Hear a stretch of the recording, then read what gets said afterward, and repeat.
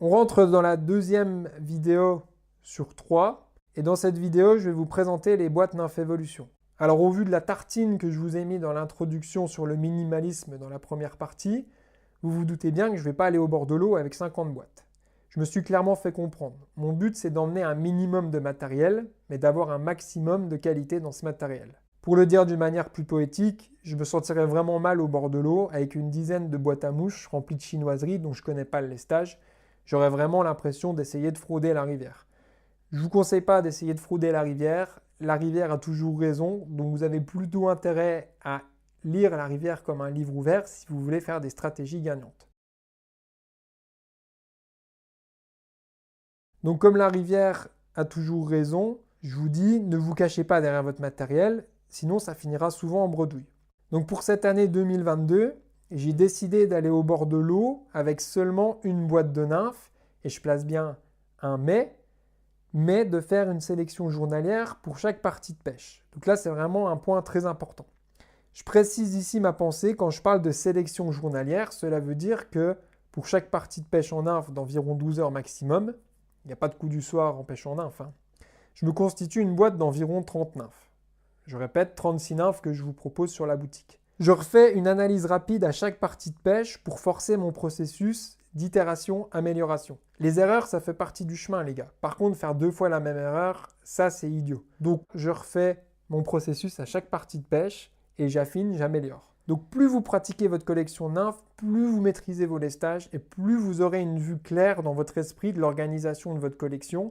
Et surtout, vous aurez toujours ce miroir mécanique des courants, lestage de la collection nymphes. Ça, c'est ultra important. Je vous le dis, même les meilleurs compétiteurs, même si vous montez vos mouches, pensez à ce miroir en réflexion. Vous regardez votre boîte de nymphes et ses lestages et vous devez déjà voir les courants qui apparaissent, qui peuvent se pêcher avec ça. Ça, c'est vraiment le cœur du réacteur. J'insiste lourdement là-dessus, ça vous fera vraiment évoluer. Donc moi, maintenant, je me force à faire le match à chaque partie de pêche pour pouvoir éliminer les nymphes qui seront vraiment inutiles et emmener seulement le nectar, la quintessence, le nécessaire pour ma partie de pêche. Ça, c'est un exercice très très puissant aussi. En fonction de l'endroit où vous allez, vous pouvez déjà éliminer les nymphes qui ne vont pas dans la collection. C'est ce qu'on verra dans la partie 3. Vous verrez, c'est déjà une très bonne approche parce que vous dégraissez et il y a des nymphes complètement idiotes à prendre dans certains endroits. Je prends déjà un exemple ici que vous verrez dans la partie 3. Ça ne sert à rien d'aller pêcher les petites rivières du plateau de 1000 vaches en Corrèze avec les tailles 3 et 2 de la collection Nymph Evolution. C'est bien trop lourd, c'est du tungstène et du plomb, ça ne sert à rien. Donc déjà, quand vous avez retranché ça, vous y voyez beaucoup plus clair. On développera ça dans la partie 3. Donc, je vais vous expliquer par la suite des cas évidents où vous verrez comment je sélectionne de manière certaine des nymphes inutiles en fonction de l'endroit où je pêche et vous verrez, ce sera très logique. Il faut savoir sélectionner les utiles, mais aussi pas s'encombrer avec l'inutile. Alors, il y a 2 types d'avantages à pêcher avec une sélection journalière.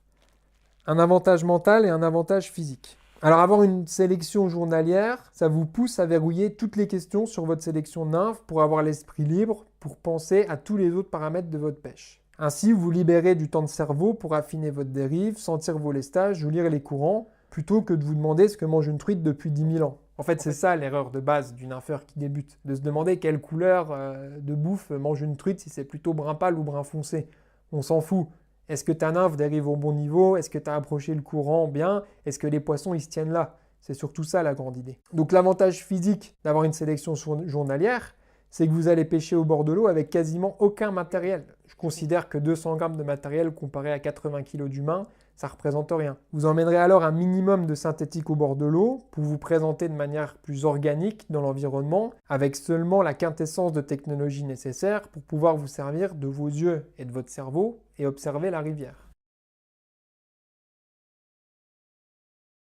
Donc si je vais au bord de l'eau tous les jours avec une sélection journalière, vous vous doutez bien que je puise ma sélection journalière dans une réserve qui reste au chaud à la maison. J'ai appelé ma boîte de stockage la boîte saison parce que je démarre ma saison avec une centaine de nymphes. Donc saison, je précise, de mars à septembre. Si vous pêchez l'automne, des fois c'est peut-être plus. Donc une centaine de nymphes en stock dans lesquelles je vais piocher en fonction de mes aventures. Bon, dans mon cas, c'est assez facile parce que je suis le cordonnier à chaussée. Donc sur une production annuelle de 20 000 nymphes, je peux piocher à volonté dans mon stock, je ne suis pas à 100 nymphes près. Mais vous, je vais vous aider à faire une belle boîte saison qui est adaptée à ce que vous pêchez. Donc c'est pour cette raison que je vous propose seulement 2 tailles de boîtes, taille journalière et taille saison. Alors il y a aussi les boîtes nympheurs et experts qui n'ont rien d'artistique du tout et qui sont plutôt moyenne qualité avec les nymphes si vous n'êtes pas intéressé par tous les visuels artistiques et les boîtes haut de gamme. Je vous représenterai ça plus tard.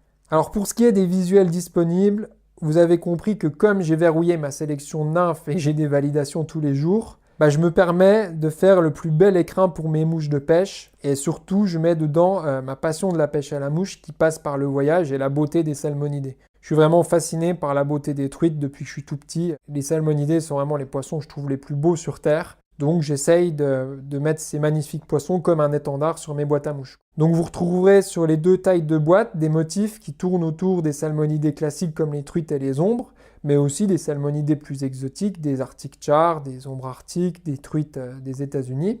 Alors pour ce qui est des truites, donc j'ai pioché dans tous mes voyages de pêche, depuis les truites d'Herbier de la Sorgue, aux truites géantes de Patagonie, aux truites sombres d'Écosse, jusqu'aux truites de Nouvelle-Zélande qui vivent dans des eaux claires et cristallines.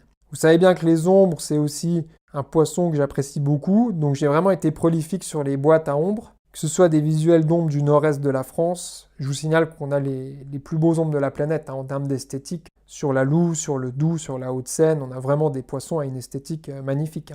Dans les Balkans aussi, tout ce qui est Pliva, Rybnik, la Slovénie, la Bosnie.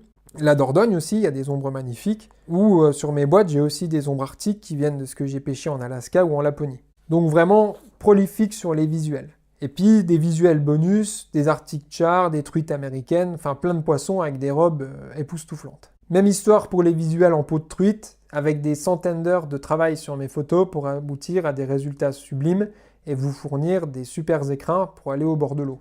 Alors je m'étale pas plus ici sur le visuel des boîtes Nymphevolution, vous pourrez prendre le temps de visionner ça en ligne sur nymphevolution.fr. Si vous aimez tout ce qui tourne autour de l'art graphique de la pêche à la mouche, je vous conseille mon autre boutique Fly Fishing Art, où je produis plein de choses, notamment des toiles imprimées et des tasses, qui sont autour de la pêche à la mouche. Donc revenons aux 2 types de boîtes Nymphevolution que je vous propose. C'est simplement dans leur constitution, pour moi, les meilleures boîtes du marché. C'est les boîtes américaines de marque Taki, que j'ai customisées avec un autocollant 3D très solide et étanche. Alors pourquoi j'ai choisi les boîtes Taki que j'importe d'Amérique ?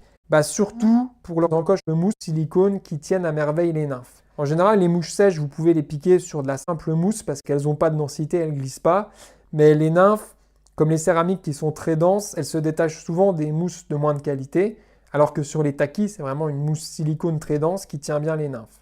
Et la fermeture magnétique, elle est vraiment au top. C'est des boîtes très solides, très simples, mais très belle finition. Donc pour moi, c'est le top du top, quoi.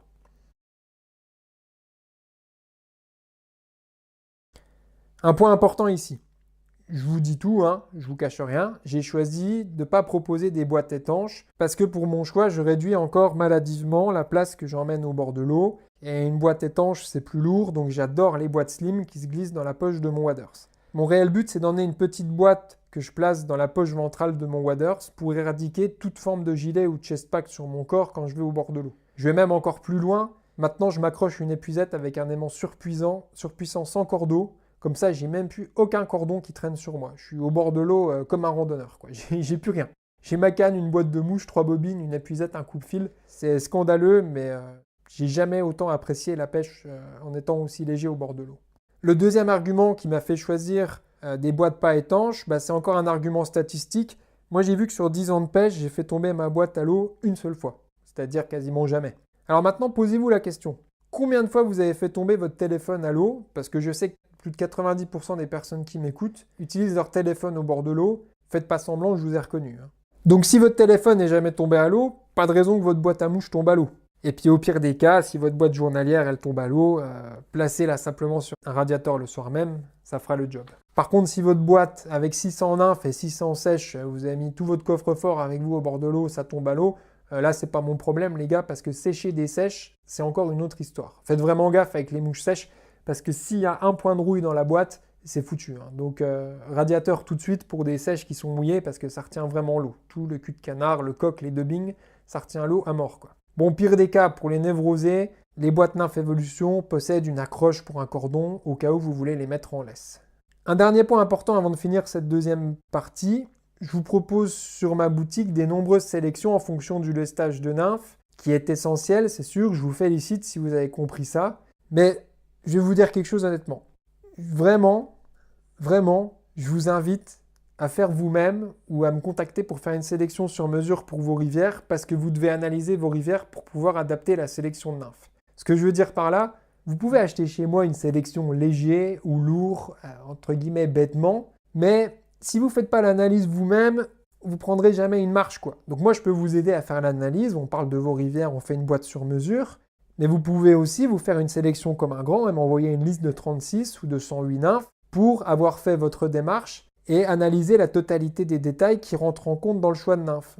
Si vous restez toute votre vie avec des roulettes derrière le vélo au bord de l'eau, avec quelqu'un qui vous fait la sélection, quelqu'un qui vous dit faut faire telle dérive, quelqu'un qui vous dit les poissons ils sont là, vous évoluerez jamais vraiment quoi. Et puis l'autonomie dans la pêche en nymphe, c'est un grand bond en avant d'être capable de prendre toutes les décisions. C'est ce qu'on fait quand on embauche un guide ou qu'on regarde des ressources sur Internet. À la fin, ce qu'on veut, c'est être autonome soi-même. Donc je vous encourage fortement à me contacter par téléphone ou par email pour que je vous fasse une sélection sur mesure. Sinon, Nymph Evolution ne sera pas forcément utile pour vous, puis moi je prendrai un peu moins de plaisir quoi. Je sais bien que vous voulez appliquer une recette de cuisine répétitive pour prendre du poisson en routine. Moi aussi, je veux ça, la recette magique qui marche. Mais n'oubliez pas qu'il faut constamment analyser la rivière où vous êtes en fonction de l'endroit géographique et pas répéter bêtement des schémas sans tenir compte du contexte. Si vous pêchez la Dordogne avec une telle boîte de nymphes et puis que vous allez sur l'Albarine le lendemain, ce ne sera pas du tout la même pêche. Il faut répéter votre analyse. Et vous pouvez aussi prendre confiance en vous-même et m'envoyer directement votre sélection avec une belle liste que vous avez choisie. Vous n'avez pas besoin de validation de ma part. J'ai beaucoup de clients qui font ça aussi. La confiance en soi, je vous l'ai dit, c'est vraiment un moteur très fort dans votre réussite de la pêche, d'aller tout seul réussir sans béquille à pêcher avec une gamme de nymphes équilibrée. Alors c'est ce qu'on va développer en détail dans la troisième partie, comment choisir la bonne sélection de nymphes en fonction de l'endroit où on pêche.